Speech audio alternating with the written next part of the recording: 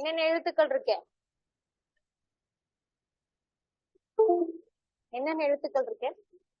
உயிரெழுத்து, மெய்யெழுத்து, ஓகே, ஆயுத எழுத்து, ஓகே. அப்புறம் உயிரெழுத்து, மெய்யெழுத்து, இது ரெண்டும் தான் மேஜர். ஓகேங்களா? இத ரெண்டையும் சேர்த்து முதல் எழுத்துன்னு சொல்லுவாங்க. சொல்லுக்கு முதலான எழுத்து முதல் எழுத்து.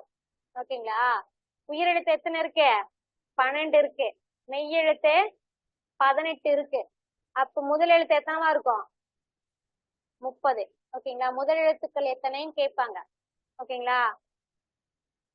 முதல் எழுத்துக்கள் மொத்தம் 30 எழுத்துக்கள். அது என்னன்னா உயிரெழுத்தும் மெய்யெழுத்தும் சேர்ந்ததுதான் முதல் எழுத்து. முதல் எழுத்து என்பது என்னென்னு கேட்டுட்டு கீழே ஆப்ஷன்ல உயிரெழுத்து மெய்யெழுத்து வைப்பாங்க. ஓகேங்களா? உயிரெழுத்து எத்தனை? 12, மெய்யெழுத்து 18 ஆகிய ஆகிய 2 முதல் எழுத்துக்கள். இந்த முதல் எழுத்துக்கள் எதுன்னா சொற்கள் தோன்றுவதற்கு முதலாகியதே இந்த என்னது உயிரெழுத்து மெய்யெழுத்து தான். இப்ப இக்கு கூட ஆ சேர்ந்தாதான் என்னது? கா. இக்கு கூட்டலா என்ன? கா. இம்மு கூட்டலா மா இல்லையா? அப்ப என்னது ஒரு மெய்யெழுத்தோட மெய்யெழுத்துக்கு என்ன பொருள் தெரியுங்களா? இப்ப உயிரெழுத்து ஃபர்ஸ்ட் பார்ப்போம். உயிரெழுத்து அப்படிங்கிறது பாத்தீங்க அப்படின்னா 12 இருக்கா? இது ரெண்டா பிரிப்போம். என்னென்னு குறில் பிளஸ் நெடில்னு பிரிப்போம். ஓகேங்களா?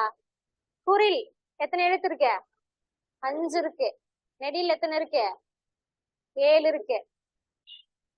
ஆ, இ, உ, ஏ, ஓ.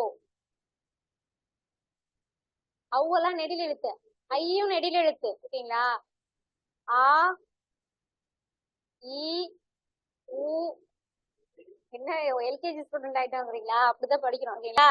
ஏஜ் எல்லாம் நம்ம பார்க்க கூடாது. ஆ, இ, உ, ஏ, ஐ. அப்புறம் ஓ இருக்கு. ஓகேங்களா? அக்கு வராது. அது தனி எழுத்து. அது தனி நிலை அப்படின்னு அதுக்கு ஒரு பேர் இருக்கு. ஓகேங்களா? அப்ப என்னது? இது 5, இது 7. இங்க பாருங்க, ஆக்கு இங்க இணையா என்ன இருக்கு? ஆ இருக்கு. ஈக்கு இணையா இங்க என்ன இருக்கு? ஈ இருக்கு. ஊக்கு ஊ. ஏக்கு ஏ. இங்க ஓக்கு ஓ. பட் ஐக்கும் அவுக்கும் இனமான குறில் காணோம். கரெக்டுங்களா? இந்த குறில் எழுத்துக்கெல்லாம் இனமான நெடில். இனமானதுன்னா என்னது? அதுக்கு சம்பந்தப்பட்டது. ஓகேங்களா? அதுக்கு இணையானது. அப்ப ஐக்கு இல்ல. அப்ப பாத்தீங்க அப்படின்னா ஐக்கு இனம் கேட்டிருக்காங்க. ஐக்கு இனமான குறில் எதுன்னு கேட்டிருக்காங்க. ஓகேங்களா? ஐக்கு இனமான குறில் இ, அவுக்கு இனமான குறில் உ.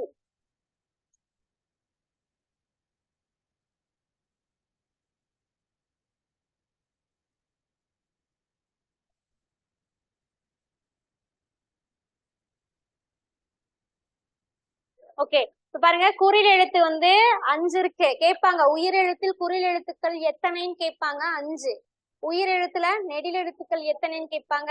7. மொத்தம் சேர்த்து 12. ஓகேங்களா? இதுக்கெல்லாம் இனமான குறில் இருக்கு. இந்த ஐயும் அவும் இல்ல பாத்தீங்களா? அதனால நமக்கு எக்ஸாம்ல அதை தான் கேட்பான். ஐக்கு இனமான குறில் இ, அவுக்கு இனமான குறில் உ. ஓகேங்களா? அடுத்தது பாத்தீங்கன்னா மெய்யெழுத்து. மெய்யெழுத்து மொத்தம் எத்தனை? 18 இல்லையா? இந்த மெய்யெழுத்தை நம்ம 3ஆ பிரிப்போம். தமிழ் உங்களுக்கு ஏதாவது ரொம்ப கஷ்டமா இருந்துச்சு, டிஃபிகல்ட்டா இருக்குன்னா நீங்க எனக்கு கேளுங்க. ஓகேங்களா? நிறைய கொஸ்டின்ஸ் கேளுங்க, நான் உங்களுக்கு அதுக்கேற்ற மாதிரி கிளாரிஃபை பண்றேன். என்னவா பிரிப்பாங்க? வல்லினம், மெல்லினம், இடையினம். ஓகேங்களா? தமிழ் மேஜரா இல்லாதவங்க என்கிட்ட கேளுங்க. ஓகேங்களா? தமிழ் வல்லினம், மெல்லினம், இடையினம். அது என்னப்பா வல்லினம், மெல்லினம், இடையினம்? சொல்லுங்க.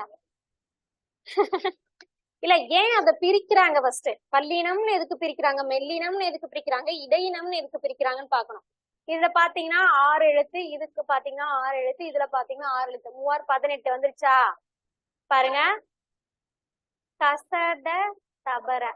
ஆக்சுவலி இது எல்லாமே பாத்தீங்கன்னா மெய்யெழுத்து தான். நம்ம இங்க பேர புள்ளி வைக்கணும். நம்ம அந்த ஒரு ஃப்ளோல படிச்சிருப்போம் ஸ்கூல்ல. அதனால நமக்கு கசட தபரன் வல்லினம் என நமனம் மெல்லினம் சொல்லுவாங்களா, அந்த மாதிரி. இப்ப பாருங்க, காக்கு அப்புறம் ngா வருமா? இதுதான் ngா.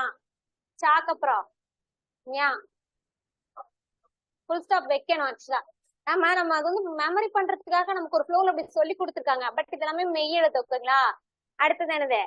நான். இதுல இன்னொன்னு பாத்தீங்க அப்படின்னா,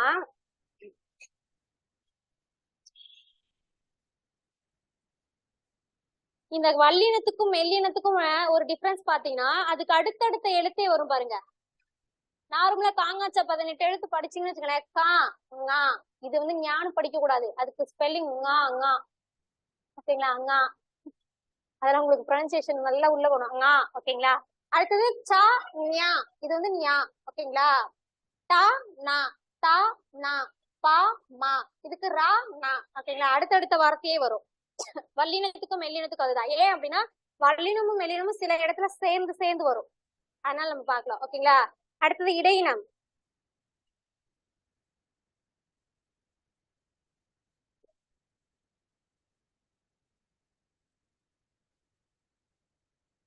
கரெக்டா எழுதிருக்கீனா? இந்த ஆர்டர் வைஸ் இந்த லா எல்லாம் ஒரே மாதிரி வருது பாத்தீங்களா? இது கரெக்டா படிக்கணும் நம்ம. எந்த லாக்கு அப்புறம் எந்த லா வரணும் அப்படின்னு. ஓகேங்களா? லா லா லா யாரால வரல. கரெக்டா தான் எழுதிருக்கலாம். எனக்கு ஒரு டவுட். ஓகே, கரெக்டா தான் எழுதிருக்கீங்க. ஓகே, இங்க பாத்தீங்க அப்படின்னா வல்லினம், மெல்லினம், இடையினம். இந்த 3 வார்த்தை இந்த ஃபர்ஸ்ட் வல்லின எழுத்துக்களை உச்சரித்து பாருங்க. பா சா டா தா ஹா ரா அப்படிம்பாங்க இல்லையா? அப்ப இதனால வன்மையா உச்சரிக்கிறது. வன்மை. வன்மைக்கு இன்னொரு பேர் வலிமைன்னு பொருள். வன்மைக்கு என்ன பொருளே? வலிமைன்னு பொருள். உறுதியா உச்சரிக்கிறது. அதனாலதான் இதுக்கு பேர் வல்லினம். புரியுதுங்களா? வன்மையாக உச்சரித்தல்.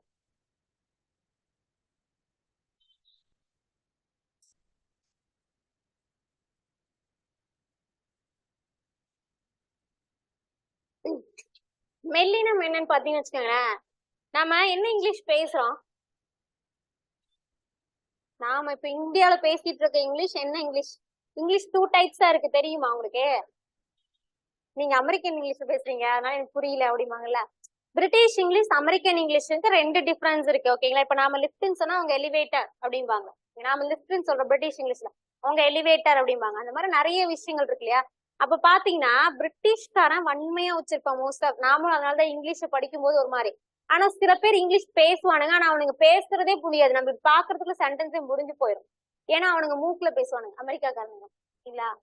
அவனோட உச்சரிப்பு பிரிக்கிறதுக்காக இல்ல, அவனோட உச்சரிப்பே மூக்குல தான் வரும். ஓகேங்களா? நமக்கு வந்து பாத்தீங்கன்னா முயற்சி பிறப்பு, இடப்பிறப்புன்னு தமிழ்ல 2 இருக்கு.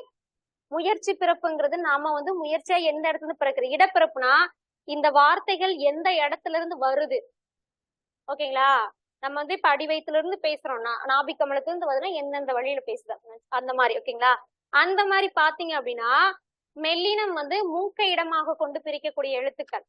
வல்லின எழுத்துக்கு சொல்ல மறந்துட்டேன். வல்லின எழுத்து மார்பை இடமாக கொண்டு பிறக்கக்கூடிய எழுத்துக்கள். நம்ம கா சா டா சொல்றோம்னா நம்முடைய மார்புல இருந்து இந்த எழுத்து பிறக்குது. புரியுதுங்களா? அப்ப மார்பை இடமாக கொண்டு பிறக்கும் எழுத்துதான் வல்லின எழுத்து. கேட்டிருக்காங்க எக்ஸாம்லாம், டிஎன்பிசி லெவல்ல கேட்டிருக்காங்க. உங்களுக்கு அப்படின்னு தெரியல, பட் தெரிஞ்சுக்கோங்க. ஓகேங்களா? மார்புக்கு இன்னொரு பேர் உரம்னு பேரு. உரம், வலிமை எல்லாமே வல்லினத்துக்கு வலிமை. ஓகேங்களா? வல்லினம் மார்பை இடமாக கொண்டு பிறக்கும். மெல்லினம் எதை இடமாக கொண்டு பிறக்கும்னு சொன்னேப்ப, மூக்கை இடமாக கொண்டு பிறக்கும். அத மென்மையான உச்சரிப்பு. மூக்கை இடமாக கொண்டு பிறக்கிறதுனால இதுக்கு பேர் என்னது? மென்மையான உச்சரிப்பு.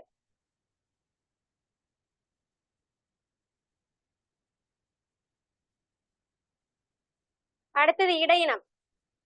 2க்கும் நடுவுல, இப்ப மூக்கு மார்பு 2க்கும் நடுவுல என்ன இருக்குன்னா கழுத்து இருக்கு. கழுத்தை இடமாக கொண்டு பிறக்கிறது தான் வந்து இடையினம். கழுத்தை இடமாக கொண்டு.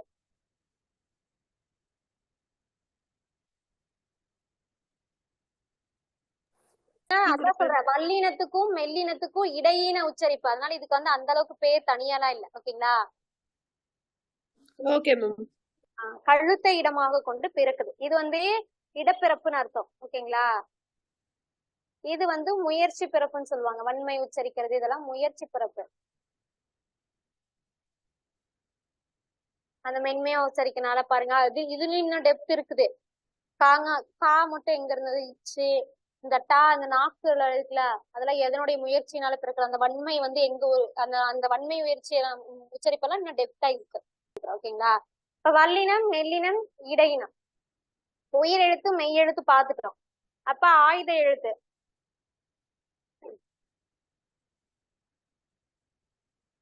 எத்தனை இருக்கு?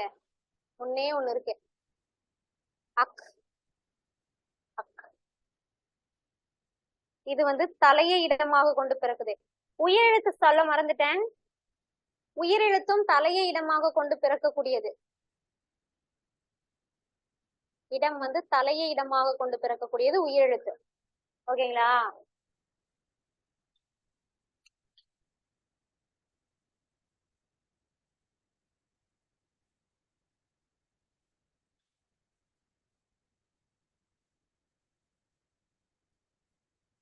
தலையை இடமாக கொண்டு பிறக்கக்கூடிய எழுத்து ஆயுத எழுத்து. இந்த ஆயுத எழுத்துக்கு நிறைய பேர்கள் இருக்கு. ஓகேங்களா? இது தனியா இருக்கிறதுனால இதுக்கு பேர் தனிநிலை. தனியா இருக்கு. ஓகேங்களா? தனிநிலை. எத்தனை புள்ளி இருக்கு? முப்புள்ளி. அப்ப அதுக்கு பேரு முப்புள்ளி. முப்பார் புள்ளி. ரெண்டுக்கும் ஒரு வித்தியாசமும் இல்ல, ஆனா பேர் வச்சிருக்கானுங்க. இதெல்லாம் நமக்கு ஈஸி. முப்புள்ளி முப்பார் புள்ளினா ஆல்ரெடி அது 3 புள்ளி வச்சிருக்கனால ஈஸியா கண்டுபிடிச்சிரும். இப்ப தனிநிலை கொஞ்சம் டிஃப்ரெண்டா இருக்கு. இது இல்லாம அக்கேனம். அப்ப இது ரெண்டும் டிஃப்ரெண்டான பேரு. நமக்கு எப்பயுமே டிஃப்ரெண்டா எந்த பேர் இருக்கோ அந்த பேர் தான் கேட்பான். கரெக்டுங்களா? தனிநிலை, முப்புள்ளி, முப்பார் புள்ளி, அக்கேனம் அப்படின்னு சொல்லிட்டு ஆயுத எழுத்துக்கு நிறைய பெயர்கள் இருக்கு. சரிங்களா? தலையை இடமாக கொண்டு பிறக்குது. அப்ப பாருங்க, உயிரெழுத்து ஆயுத எழுத்து இது ரெண்டுமே தலையை இடமாக கொண்டு பிறக்குது. வல்லின எழுத்துல பாத்தீங்கன்னா என்னது? வல்லின எழுத்து மார்பு, மெல்லின மூக்கு, இடையினம் கழுத்து. ஓகேங்களா?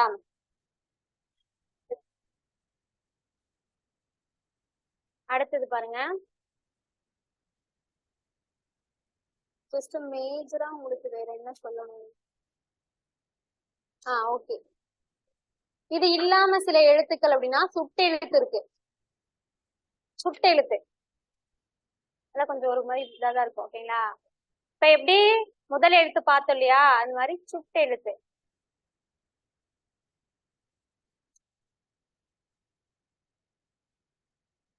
பஸ் ஸ்டாண்ட் எந்த பக்கம் இருக்குன்னு உங்ககிட்ட வந்து நின்னு கேட்டாங்கன்னு வச்சுக்கோங்களேன், என்ன சொல்லுவீங்க?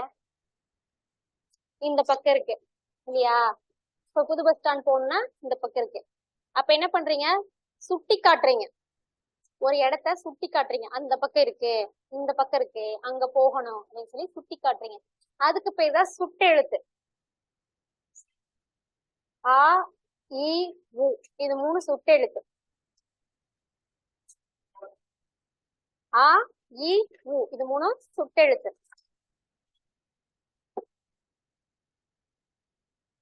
ஆங்கிறது சேய்மை சுட்டுன்னு அர்த்தம். சேய்மை சுட்டு. இ அண்மை சுட்டு.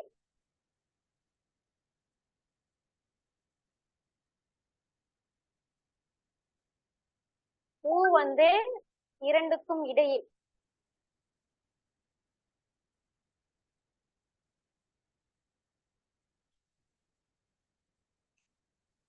சேய்மை அப்படின்னா என்ன தெரியுங்களா?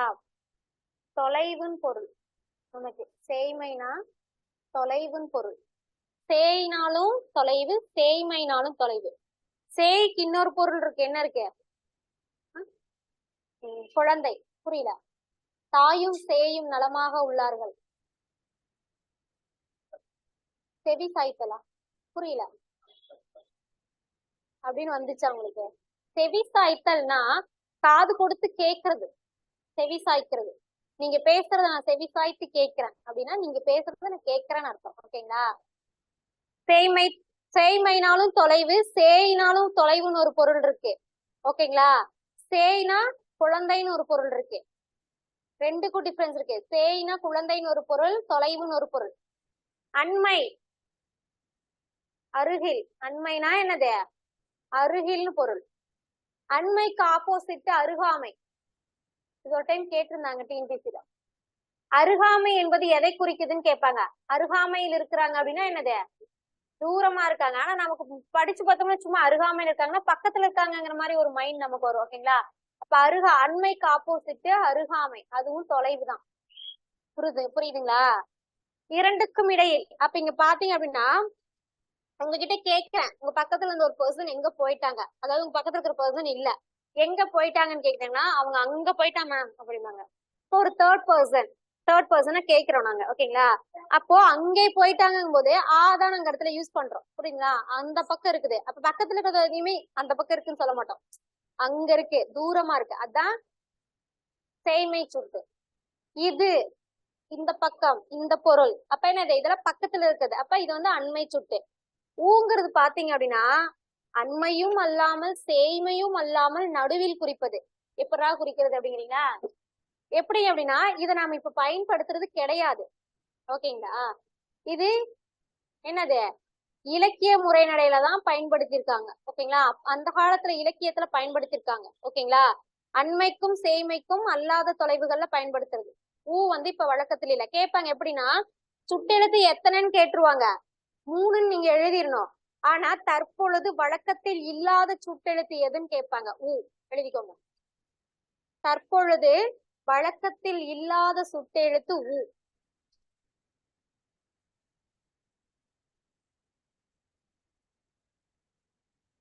பயன்படுத்துறது 2 தான். ஆனா பயன்படுத்துறதுன்னு எதுவும் கேட்டதில்லை இது வரைக்கும். டோட்டலா எத்தனைன்னு கேட்டிருக்காங்க. சுட்டெழுத்து எத்தனைன்னு கேட்டாங்கன்னா 3. ஓகேங்களா? சுட்டெழுத்து 3. அதுல வழக்கத்தில் இல்லாத சுட்டெழுத்து, தற்பொழுது வழக்கத்தில் இல்லாத சுட்டெழுத்து இதுக்கு வந்து பாத்தீங்கன்னா அப்ப அந்த காலத்துல இலக்கணத்துல இருந்த நூல்கள்ல இருந்தது உப்பக்கம்னு ஒரு சொல்லுவாங்க. பக்கத்துலயே இல்லாம இருந்ததுன்னா முதுகு பக்கம்னு அதுக்கு பொருள், பின்னாடி அப்படிங்கிற மாதிரி பொருள். ஓகேங்களா? இது ஒருவேளை மீனிங் கேட்டாங்கன்னா உங்களுக்கு தெரியாது, அதனால எழுதிக்கோங்க. உப்பக்கம்னா முதுகு பக்கம்.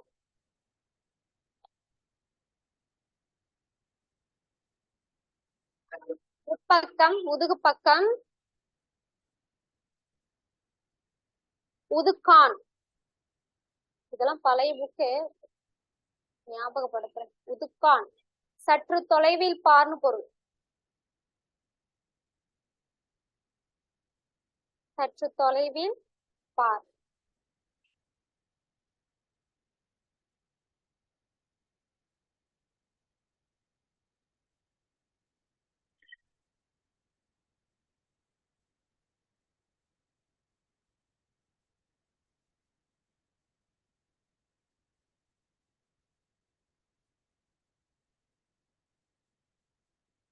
ஓகேங்களா? எழுதிட்டீங்களா? இதுக்கு அடுத்து பாத்தீங்கன்னா